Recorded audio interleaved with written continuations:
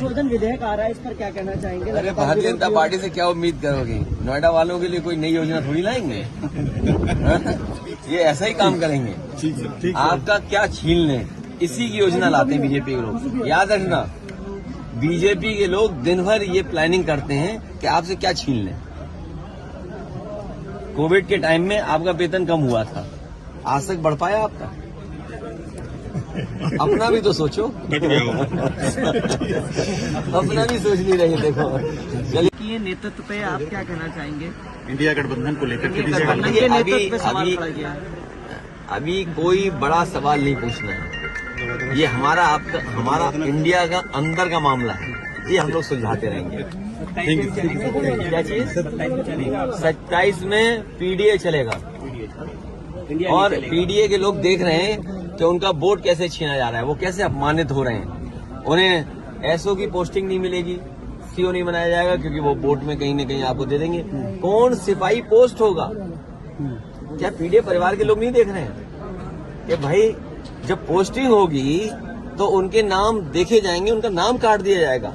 तो ये जो पीडीए के लोगों का अपमान हुआ है, और यही तो हम कहते थे कि बाबा साहब भीमराव अम्बेडकर जी ने जो अधिकार दिया है उन अधिकारों को छीन रहे हैं। बात ये वोट ही नहीं डालने दोगे आप, या दूसरे आपके लोग वोट डाल लेंगे, ये कहाँ की वो है? इसीलिए मैंने कहा कि इलेक्शन कमीशन मर गया है। इलेक्शन कमीशन को जांच करनी चाहिए कि जो मरे हुए लोग थे उनके वोट कैसे पड़ गए, और अगर वोट पड़े हैं तो प्रिसाइडिंग ऑफिसर और जो संबंधित अधिकारी उनके खिलाफ कार्रवाई क्या करना है इलेक्शन कमीशन। जो है ही नहीं वोट, उनके भी डाल दिए। गाड़ी आई और गाड़ियों के नंबर हम कहो तो आपको दे दें। प्रेस को मिस नहीं करनी चाहिए थी। लेकिन अखिलेश जी, अगर बात की जाए तो जिस तरीके से अमानवीय व्यवहार भारतीय नागरिकों के साथ अमेरिका ने किया, उसको लेकर के कल आप लोगों ने संसद में प्रोटेस्ट भी किया। क्या जिस तरीके से आप लोग आवाज उठा रहे हैं, ये आगे भी देखने को मिलेगा सदन के अंदर? भारतीय जनता पार्टी की कुछ चीजों की तो पोल खुल गई, और पोल इसलिए खुल गई कि हमने और आपने वो डंका बजते हुए देखा था जी। बड़े बड़े इवेंट देखे थे हम लोगों ने, और ये भारतीय जनता पार्टी वाले लोग कोई दिन नहीं चूकता था जिस दिन ये नहीं कहते थे कि दुनिया में हम कहां पहुंच गए हैं, हम कुछ बन गए हैं, विश्व गुरु बन गए हैं। सोचिए आप, जो लोग दिन भर ये कहने से नहीं चूकते थे कि विश्व गुरु बनने जा रहे हैं, अर्थव्यवस्था उनकी तीसरे नंबर पे पहुंच रही है, वो आजकल कैसे चुप घूम रहे हैं, मौन हो गए हैं। जो विश्व कहने वाले लोग मौन घूम रहे हैं, और जिस तरीके से लोग लौट करके आए हैं, ये कह देना कि पहले भी ऐसे लोग लौटे थे, लेकिन पहले हमारी अर्थव्यवस्था इस जगह नहीं थी। इतना हम अर्थव्यवस्था का डंका नहीं पीटते थे, और कैसे लोग आए हैं जिन्हें शौचालय नहीं जाने दिया, बाथरूम नहीं जाने दिया। ये व्यवहार किसी व्यक्ति के साथ हो सकता है, इनह्यूमन व्यवहार है। और दुनिया का एक देश है, शायद हो सकता है अमेरिका से वो मजबूत नहीं उतना, लेकिन वहां के राष्ट्रपति ने मना कर दिया कि हम फौज से लाए हुए अपने नागरिकों को स्वीकार नहीं करेंगे, और अंततः अमेरिका को स्वीकार करना पड़ा। क्या भारत इतना कमजोर हो गया है? क्या हमारा हिंदुस्तान इतना कमजोर है, जब हम हिंदुस्तान का इतना बड़ा बाजार दे रहे हैं अमेरिका को? आप सोचिए, नोएडा में न जाने कितना बाजार हमने उनके हाथ में दे दिया होगा। हम कहते हैं हमारे लोग इलीगल पहुंच गए, वहां पे इलीगल इमिग्रेशन हो गया। तो किसकी नाकामी है? ये सरकार की नाकामी है, जो क्वालिटी ऑफ लाइफ या उनको बेटर अपॉर्चुनिटी नहीं दे पा रही। अगर उन्हें बेटर अपॉर्चुनिटी यहाँ मिल रही होती, क्वालिटी लाइफ बेटर यहाँ होती, तो शायद वो 50 लाख और 1 करोड़ रुपए दे करके नहीं जाते। पंजाब के तो चलो 50 लाख रुपए की सुनने में आ रहा है दे करके गए हैं, लेकिन गुजरात वाले तो 1 करोड़ रुपए दे के गए हैं। कम से कम सरकार को जो पैसा दे करके गए हैं, उनके सरकार को पैसे वापस कराने चाहिए। और जिस उम्मीद के साथ वो लोग गए थे, घर परिवार के लोग, वही नहीं, भारत के और भी लोग हैं जो अपनी क्वालिटी ऑफ लाइफ बेटर जीना चाहते हैं, जॉब्स चाहते हैं, नौकरियां चाहते हैं, अपने परिवार की सिक्योरिटी चाहते हैं, अपने परिवार की प्रॉस्पेरिटी चाहते हैं। उनको सरकार मौका दे। अगर मौका नहीं देती है तो ये जो अर्थव्यवस्था में आप दिखा रहे हो ना कि हम किस ऊंचाई पे पहुंच रहे हैं, आप कुछ लोगों को ऊंचाई पे पहुंचा रहे हो, आम लोगों को उस ऊंचाई तक नहीं ले जा रहे। अखिलेश जी ये बताइए कि जिस तरीके से कल दिल्ली के नतीजे आ रहे हैं, कल मिल्कीपुर के उपचुनाव का नतीजा आ रहा है, उसको लेकर के आपने लगातार चुनाव आयोग पर निशाना साधा, सवाल खड़े किए। आखिरकार संवैधानिक संस्था पर इस तरीके के सवाल क्यों?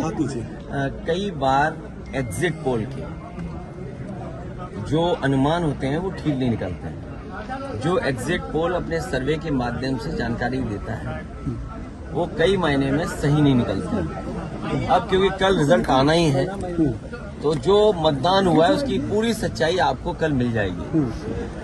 किसकी सरकार बनेगी, किसकी सरकार जाएगी, ये तो दिल्ली की बात हो गई। मिल्कीपुर चुनाव में और मिल्कीपुर चुनाव शुरू होने से पहले अगर आपको याद होगा तो मैं चाहता था कि आप सब लोग वहां आएं और देखें कि वोट कैसे डाला जाता है और वोट कैसे पड़ता है।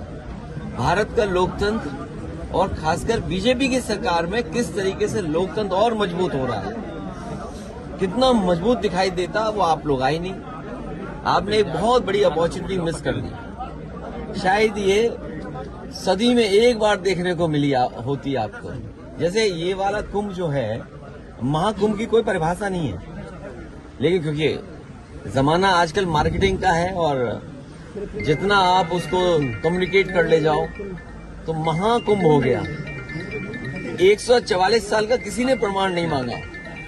ये चुनाव भी 144 साल वाला जैसा चुनाव था जो आपको देखना चाहिए था। सोचिए आप, बगल के जिले जो हैं वहां से भारतीय जनता पार्टी ने अपने कार्यकर्ता बुलवाए। अंबेडकर नगर से कार्यकर्ता आए। अब तो हम लोगों को उनके गांव पता लग गए हैं क्योंकि पकड़े गए थे कुछ लोग। बगल के जिले से अमेठी से लोग आए थे, सुल्तानपुर से लोग आए थे, रायबरेली से लोग आए थे और गाड़ियों के नंबर हैं। अगर आप चाहोगे तो मैं अपने पार्टी के पेज पे कुछ गाड़ियों के नंबर आपको दे दूंगा, डाल दूंगा। प्रिसाइडिंग अफसरों की आपको वो रिकॉर्डिंग मिल गई होगी जहां पर प्रिसाइडिंग अफसरों से पूछा कि भाई टारगेट पूरा है कि नहीं है और किस टारगेट में आप हैं। आपको 30 वोट डलवाना है फर्जी या 50 वोट डलवाना है या उससे ऊपर, वो भी रिकॉर्डिंग आपको हम लोगों ने जानकारी कर दे दी। बीएलओ कौन पोस्ट होंगे, बीएलओ कौन पोस्ट होंगे, किस थाने में कौन पोस्ट होगा, सीओ कहां पोस्ट होगा, एसएसपी कौन क्या देखेंगे, ये सब वेल प्लान्ड इलेक्शन हुआ ये वाला। ये आपने 144 साल वाला जिस तरीके से कुंभ था उस तरह दुनिया का सबसे अच्छा चुनाव आपने मिस कर दिया।